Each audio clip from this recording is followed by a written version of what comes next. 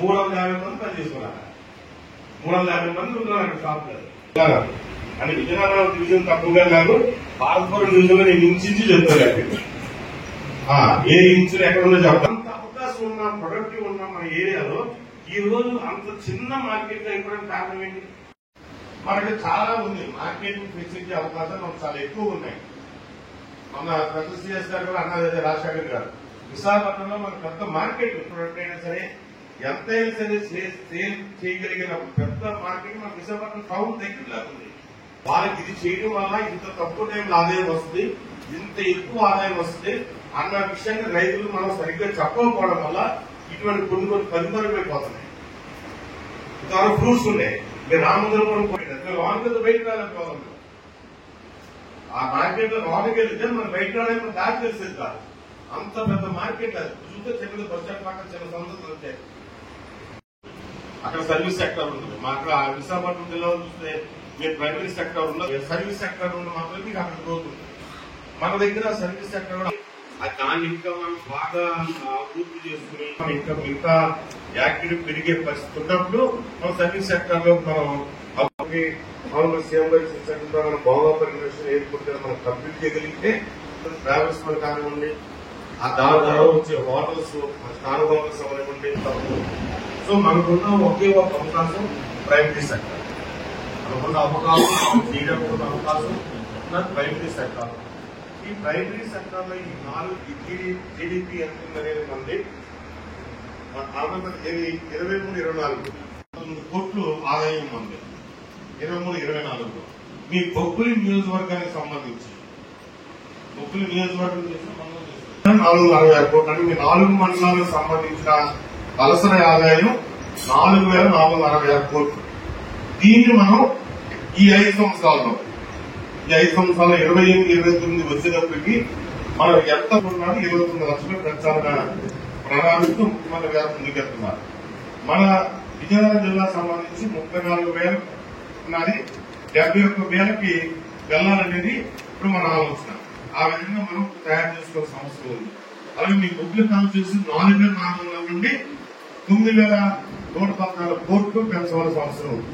బొబ్బులు బొత్తు centre ఉంది, దాదాపు 20,000 ఎకరాల పెరగడానికి ఇంకా ఇండస్ట్రీ పరంగా మనం మ్యానుఫాక్చరింగ్ పరంగా ఇంకా పెరగడానికి కొంత మనకి టైం ఉంది. ఇప్పుడు మన జిల్లాలో 6,600 ఎంఎస్ఎంఈలు ఉన్నాయి. అలాగే కాన్స్టిట్యూన్సీ ఎంఎస్ఎంఈ పార్క్ ఎస్టాబ్లిష్ చేస్తాయి. ఆల్రెడీ 280 ఎకరాలు మీరు ఐడెంటిఫై చేసాం, ఎంఎస్ఎంఈ పార్క్ పెడతాయి. ఇవన్నీ కూడా వర్కౌట్ అయ్యి మన సెక్టర్ సంబంధించి జీడీపీ ఒకటి, జీబీఏ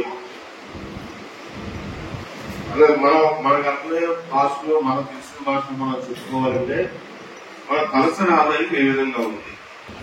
ఈ జీబీ అనేది గ్రాస్ డొమెస్టిక్ ప్రొడక్ట్ యాడ్ ఎలా చేస్తారనేది మీకు అక్కడ క్లియర్ గా మెన్షన్ చేయడం జరిగింది. Gross domestic product plus subsidies minus taxes, ఇది కలిపితేనే మీ ఆదాయం ఎంతో తెలిసేది. అసలు మీ అందరూ చాలా మంది ఎకనామిక్ స్టూడెంట్స్ ఉండిన బహుశా అర్థమవుతుందా మీకు? ఈ ఆదాయాన్ని మనం ఎలా రీచ్ అవ్వాలి, ఏ విధంగా రీచ్ అవ్వాలి? ఇప్పుడు మొన్న 2025 దేశం యొక్క జీబీఏ వచ్చి మన దేశంలో ప్రస్తుతం 8.84 ఎంత ఉంది, 8.84 ఎంత ఉంది దేశానికి. మనకు కూడా ఇంచుమించిన దాదాపు అదే ఉంది.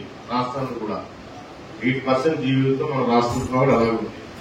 దీన్ని 15% పెంచాలి అన్నది గౌరవ ముఖ్యమంత్రి గారు ఆదేశాలు. తలసరి ఆదాయాన్ని మనం ఏదైతే 8% ఉన్నామో అది 15% పెంచాలి అనేది గౌరవ ముఖ్యమంత్రి గారు ఆదేశాలు.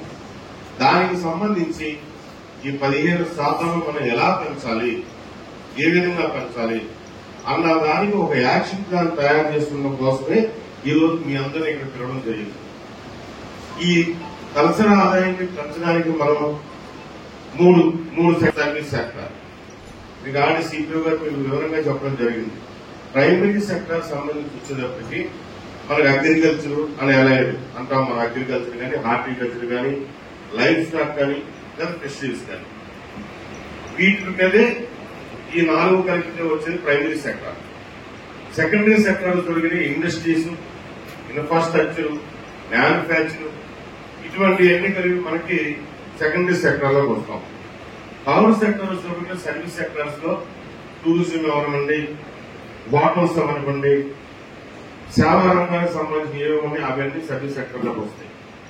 మన జిల్లాలో ప్రస్తుతం ఉన్న పరిస్థితులు చూస్తే మనకి ఉన్న భౌగోళిక పరిస్థితులు కానీ మనకున్న ఇక్కడున్న వనరుల పరిస్థితిని బట్టి మనం ప్రైమరీ సెక్టార్ లోనే మనం ఎక్కువగా ఆదాయాన్ని సమకూర్చుకోవడానికి ఎక్కువ అవకాశం ఉంటుంది. అందరూ వ్యవసాయం వస్తుంది అనుకుంటారు, లేదా హోటల్స్ నుండి వస్తుంది అనుకుంటారు, లేదా పరిశ్రమ నుండి వస్తుంది అనుకుంటారు. అది ఎక్కువ ఆదాయం ఉన్నది లైఫ్ స్టాక్ నుండి వస్తుంది. ఐడియా ఉంటుంది. జీడిపి అంటే ఏంటి? మీరు ఐడియా ఉంది? జీడిపి ఈ రెండు ముఖ్యం. మా సైడ్కి వెళ్ళమను.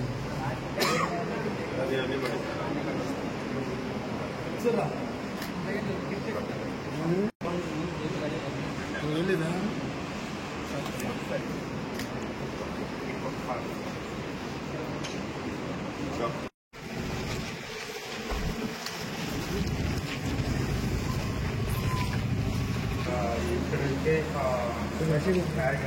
కూడా లాస్ట్ టైం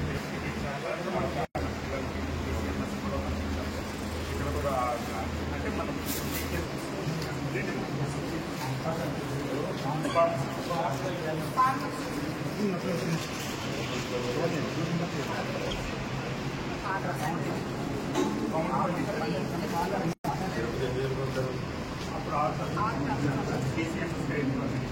అంటే ఐసీఎస్ టీసీఎంఎస్ ద్వారా స్కూల్ పిల్లలకి అంగన్వాడీ